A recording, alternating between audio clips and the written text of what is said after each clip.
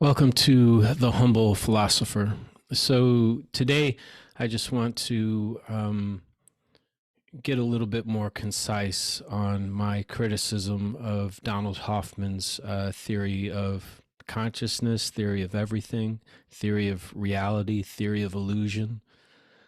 Um, my last video, about 45 minutes long, went into depth, just sort of thinking that through.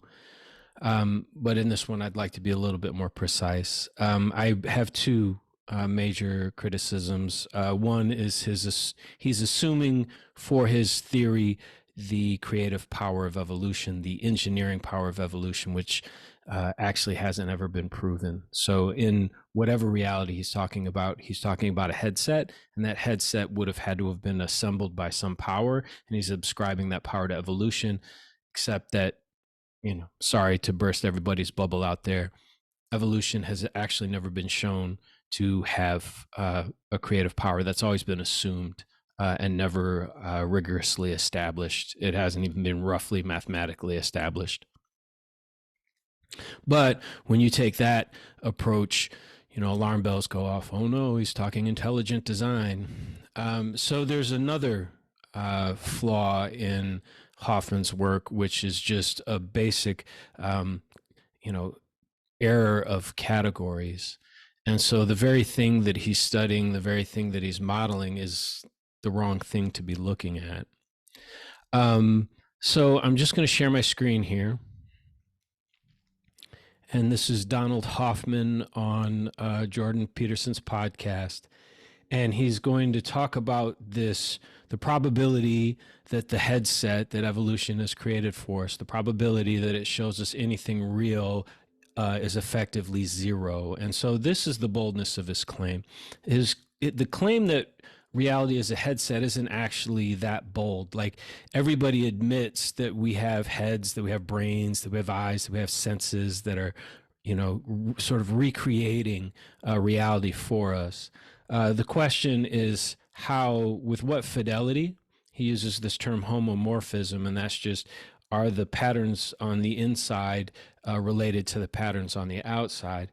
And so the headset actually isn't the big, that's not the wow factor. The wow factor is this assertion he makes that nothing that the headset is showing us is real, that there are no homomorphisms between reality on the outside and what the headset is showing us. But there's a very simple mistake that he's made that leads him to that conclusion. And so that's what I would like to, hone in on here in this episode. So he's just going to give his elevator pitch here to Jordan Peterson. Then I'm going to read a portion of the abstract of his paper. And then I will show the error that he's made, and everything that follows after that error then is completely off track. That's often among my colleagues in studying evolution with natural selection. They'll say, yeah, seeing the truth will make you more fit in many cases. And so even though Darwin says it's, evolution shapes sensory systems just to keep you alive long enough to reproduce, many people think that seeing aspects of reality as it is will also make you more fit and make you more likely to reproduce. So I decided with my graduate students a few years ago to look into this. And there are tools. Darwin's theory is now a mathematical theory. We have the tools of evolutionary game theory that John Maynard Smith and others invented in the 1970s. And so it's a wonderful theory. So Darwin's ideas can now be tested with mathematical precision.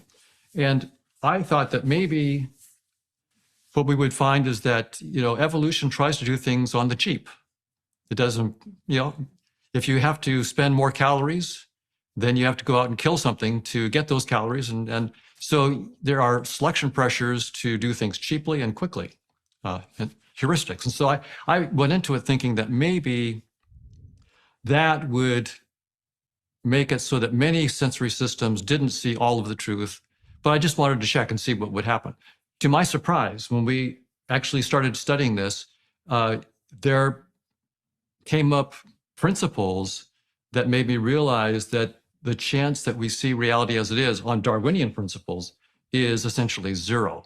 And that was a stunning Why zero? result for me. Why zero is a very low number. So why zero? Okay.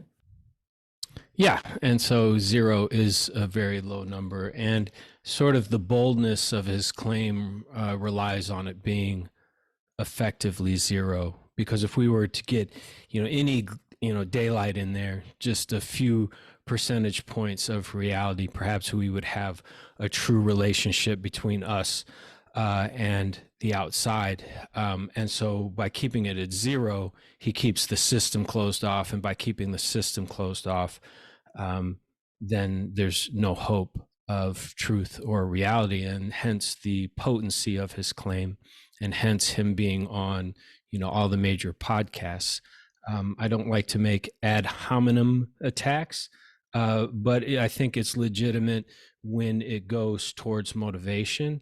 And there's just so many layers to Hoffman's pitch that seem calibrated to be the sort of things that gets him, on podcasts, and it's just here. I mean, is reality an illusion? And then he's over here on Tom Bilyeu's channel. Nothing you see is real. The world is an illusion. It's a big game of Grand Theft Auto. It's virtual reality. It's the Matrix. Is it? Or do you have some nifty mathematical models? But if you put this gloss on it, that's going to have legs and travel, and you get you out of those dusty, academic journals and onto the sexier podcasts out there. But I just want to read a part of his paper. So this is the abstract for his paper that all this is based on. And this gets to the heart of this notion that what we see has 0 probability of having anything to do with the outside. It takes a little bit of understanding, but basically he's just doing a simple equation here, where when he puts infinity on one side, that constrains the other side of the equation down to 0. So you got to balance out the equation. And so if you have infinity on one side, you got to have 0 on the other side, except he's making a category error on the thing that he's studying. So it's just 2 sentences here. We ask whether the payoff functions that drive evolution by natural selection are homomorphisms of these structures. We prove in each case that generically the answer is no. As the number of world states and payoff values go to infinity, the probability that a payoff function is a homomorphism goes to 0. So there's a lot to unpack in those 2 sentences, but that is the ground that the entire theory rests on. That's the ground that the entire claim that we're living in a headset and that the world we see is an illusion and has nothing to do with the true reality. That's where all that comes from. And so essentially what he's saying, and the mistake that he's making, is that he's assuming the thing to be studied is a closed off system. He's essentially running models that assume that the headset, that you and I, that the world we see is like the box of a Xbox or a PlayStation.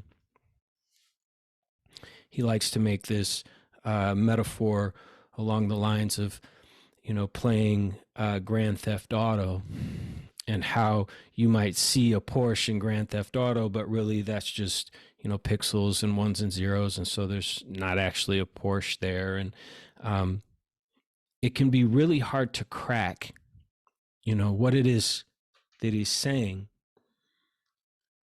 But what he's literally studying is the capability of an Xbox. Just imagine that he's just an Xbox, and take the controllers and the monitor away and the whole thing, and he's just studying an Xbox. You can draw a circle around an Xbox, put that Xbox in the middle of that circle. That's what he's studying. Now, you might say, no. He's studying a much bigger Xbox.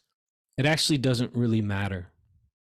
What he's studying is a limited, closed off, finite system. And what he's saying is that as it bumbles around in whatever the true reality is, the world states that it would have to represent faithfully and the payoff functions that it could engage in, the possible number of ways that it could engage with that environment for survival values. The world states and the payoff functions, and you can really drop that payoff functions because that's just an artifact from, a very inelegant theory, and that's putting it nicely. But just imagine the number of world states. And we're talking about a universe of world states. It's just such a large, infinite number that when you put those world states on one side of an equation and run those world states to infinity, what that does to the other side of the equation, which is that Xbox, is it shrinks it down to zero. There's no hope for that Xbox. There's a limited number of states that Xbox can have. There's just a limited number of ways that if you cracked it open and looked at all the strings of ones and zeros, there's just a limited number of ways that those ones and zeros can be. And each instantiation of those ones and zeros is just one internal state. And so those internal states could be 10, those internal states could be 10 million, those internal states could be 10 quadrillion, they could be 10 quadrillion times 10 quadrillion. Whatever they are, they're finite. And in comparison to the infinite, right, those are the world states go to infinity, that shrinks that Xbox down in comparison in that mathematical relation to zero.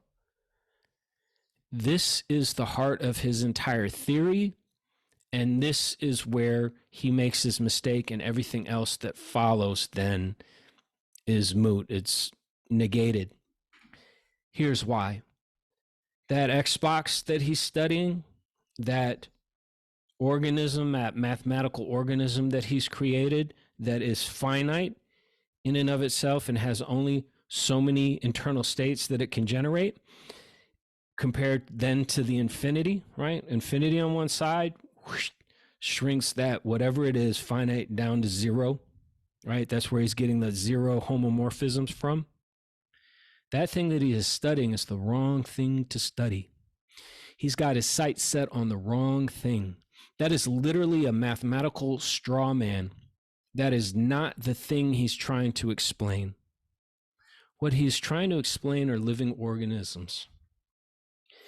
And I'm going to make the bold claim here, but I wouldn't be the first, that every living thing has consciousness, and consciousness itself is infinite.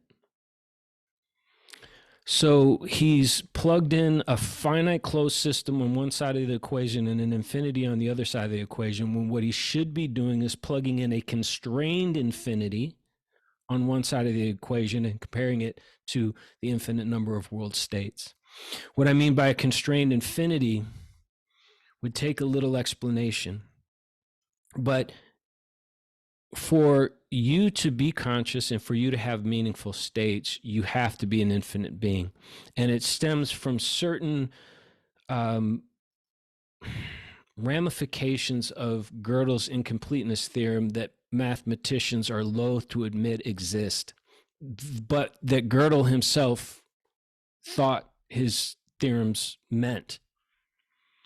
And it would just simply be that math itself can never hold meaning because math can't ever prove itself, because that becomes an infinite regress.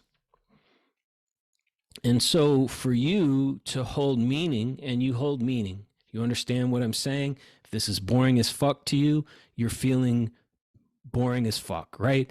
If this is interesting, if this is perplexing, these are all feelings.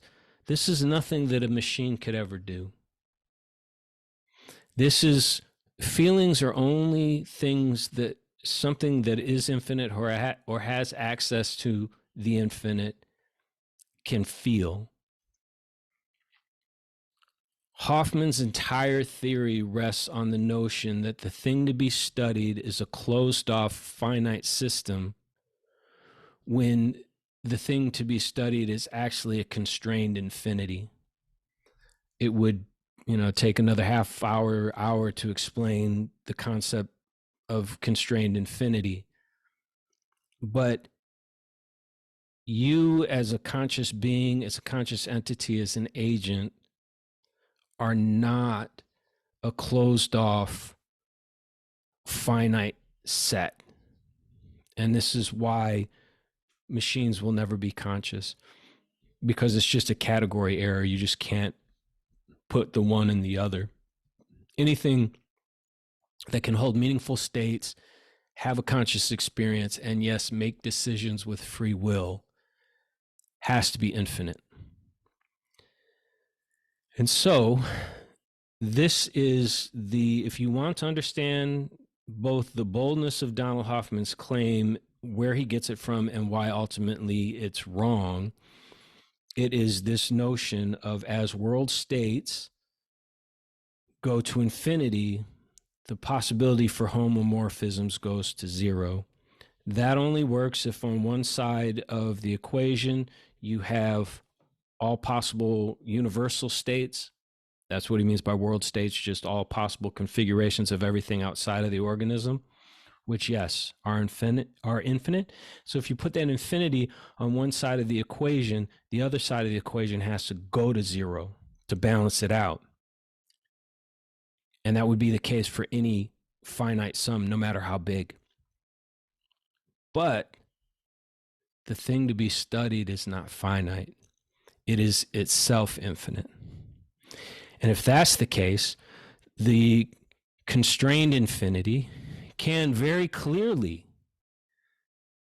track and have real connection with the infinite. And it's a completely different game, and it's a completely different equation. And I don't even know if it's something that mathematics can handle. My big worry is that we have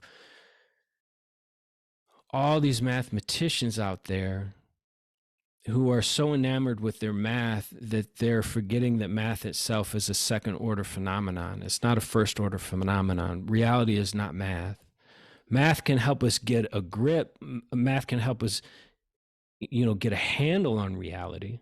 Math is incredibly powerful, but math in and of itself has no meaning, and that's what Gödel's incompleteness theorem means.